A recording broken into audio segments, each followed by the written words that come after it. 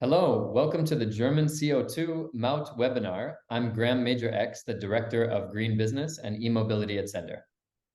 And hi, I'm Matteo, the CEO of the newly joint venture launched between Scania and sennder for electric vehicles. So the big news is that the German MAUT is increasing based on vehicle CO2 emissions for nearly all truck classes by an increase of up to 83%. And this is based on the equivalent of a €200 per ton CO2 tax applied to road vehicles, especially in the heavy-duty segment. And here you can see from light-duty trucks at the bottom all the way up to the largest truck class, which is mostly what sennder is operating in the full truckload space. You can see that there's an 83% increase in the MAUT for Euro 6 emission class vehicles, and this begins on December 1st of 2023. Why is the German government doing this? The German government is doing this to incentivize the uptake of low emissions vehicles and zero emissions vehicles, as well as reducing air pollution, which is improved greatly by the more efficient vehicles that are on the road.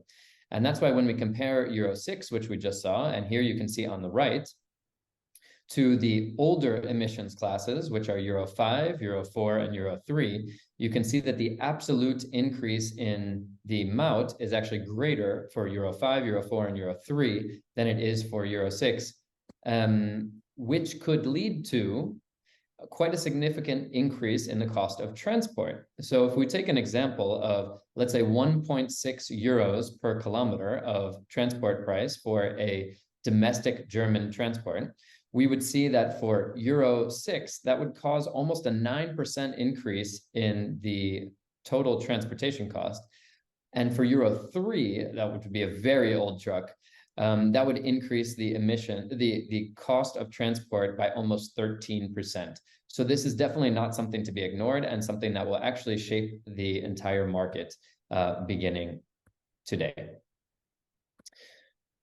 Why does this matter also beyond the borders from Germany? Germany is not only a big import market and a big export market, which will obviously affect both of those due to the cost of the MAUT, but also Germany is a big transit market if we're taking goods from Eastern Europe and bringing them to Germany or to Western Europe, such as the Netherlands, Belgium, France, or even down to Spain, and going the other direction as well. And then we also have a north to south corridor where we might have shipments from Scandinavia or the Netherlands imported to various ports going down to perhaps Italy or to southern Germany or Austria. So this is a big transit market, and that's why this German MAUT increase will actually impact the entire European transport market with regards to efficiency and cost of transport. There's a big exemption though, and this is one thing that we're very excited about, is that zero emissions trucks are MAUT free. When we say zero emissions trucks, what we mean is zero tailpipe emissions. And that primarily today means battery electric trucks. These are great solutions, and we're going to tell you a little bit more about them. But you can see that these trucks pay zero MAUT on German road. And that is a very good thing. But what kind of impact could this have? Let's look a little bit more in depth at what kind of impact this can have, that electric trucks are MAUT free in Germany. So let's understand what are the principles of success when we look into electrification. Number one, we need to look into the truck utilization maximization. Of course, when we look into electric trucks, those are machines which are very expensive. As such, in order to optimize and to be able to provide an interesting financial prospect, we need to optimize the utilization of the vehicle. Number two, we need to really match the vehicle and the right charging solution to the right operation. That means that we need to work more on operational improvement in order to be able to ensure maximization and optimization of both the vehicle and the charging infrastructure. And number three is the correct economics. When we look into electric trucks, we would expect a premium. However, we need to limit the premium in order to have an application that can go and reach scale. That means that we need to find the right financial structure in order to be able to have a large-scale application of electric trucks. But more into concrete, how do we expect electrification to happen? We see electrification happening in a wave type of mechanics. So the first wave is what you see here in phase 1 and phase 2, and then the third wave is the phase 3.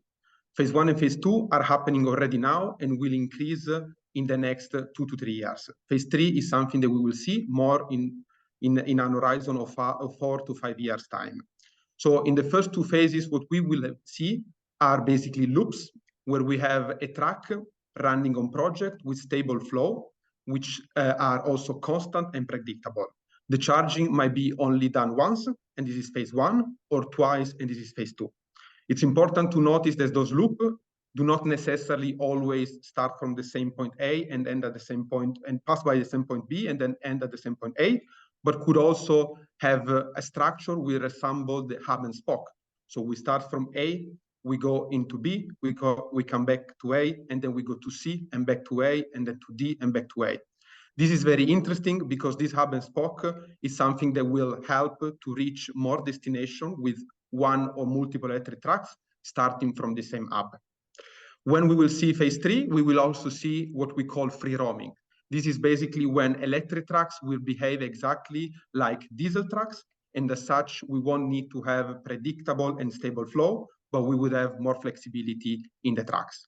What does differentiate the phases is mostly technology, is the ability of the truck to cover more distances, but also the development of charging infrastructure, both private and public. But if we look at what's going to attend us after Christmas, when in January 2024, we will see the full application of the MAUT in terms of arena of electric trucks, we have 3 main players with readily available electric trucks. The first one is DAF. DAF has developed a vehicle that has roughly 300 kilowatt hour of battery. That means that you can drive with a single charge up to 250 kilometers with a max charge speed of 250 kilowatt. Then there is Volvo, which has launched a truck which is able to reach the same, actually a little bit improved distance with a battery of 380 kilowatt hour and has the same charging speed. And then there is Scania, who is launching their new regional electric tram model, which will go out in January 2024. And the truck will show some very new and interesting features because with a 468 kilowatt hour battery, which is 23% more than what we see on the Volvo, it will be able to reach up to 350 kilometers of range. This is interesting because we will start looking at more interesting use cases where we can use more and more the vehicle. Also, interestingly, the new Scania vehicle will be able to charge at 375 kilowatts, which basically is a 50% increase versus what we see today in the market. And talking about charging, what is the situation of charging in Germany? So what you can see here is a map of the public infrastructure that was mapped by sennder and Juna collaboratively.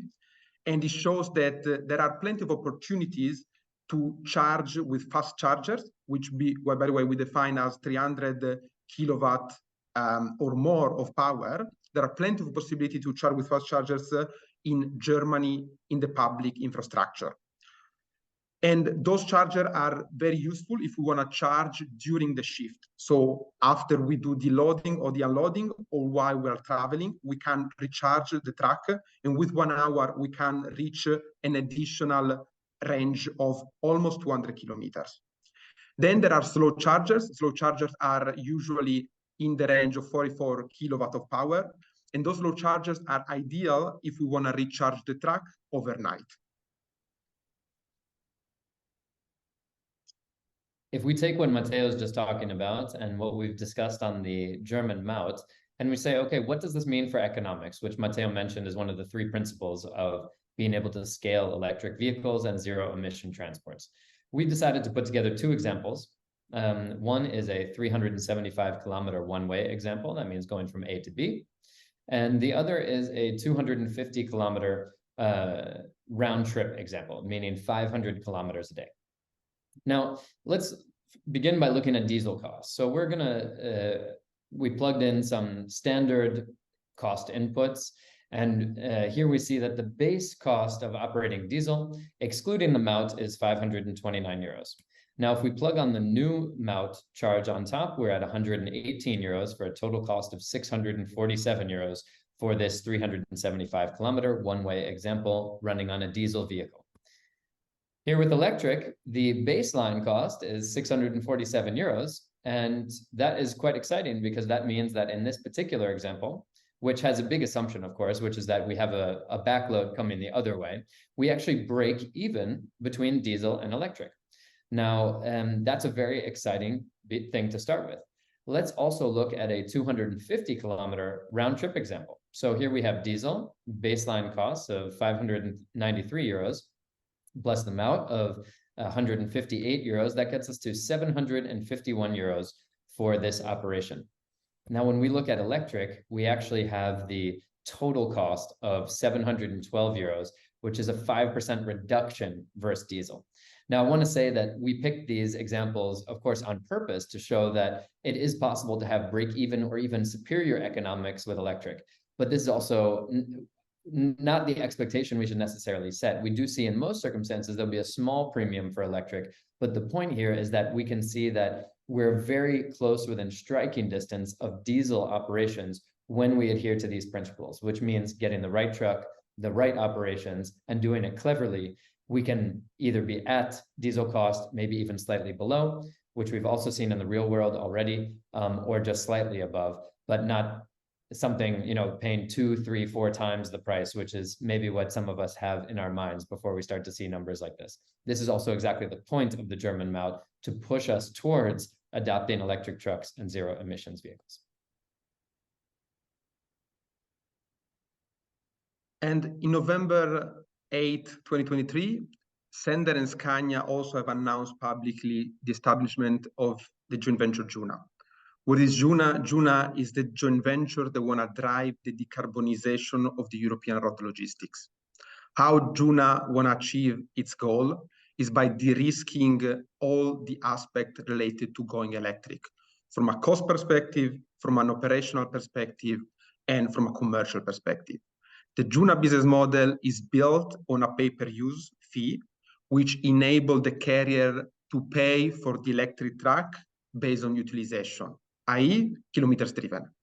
This completely changes the way the financing of the truck happens by eliminating the upfront cost and by turning the CapEx into OpEx.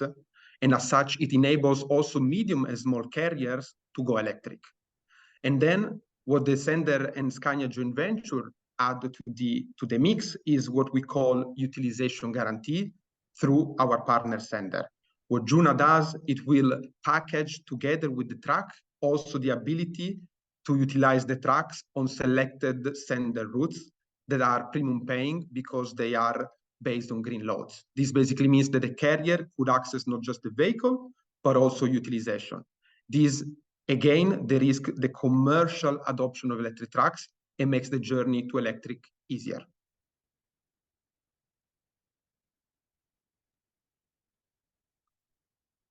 So if we look into the summary here,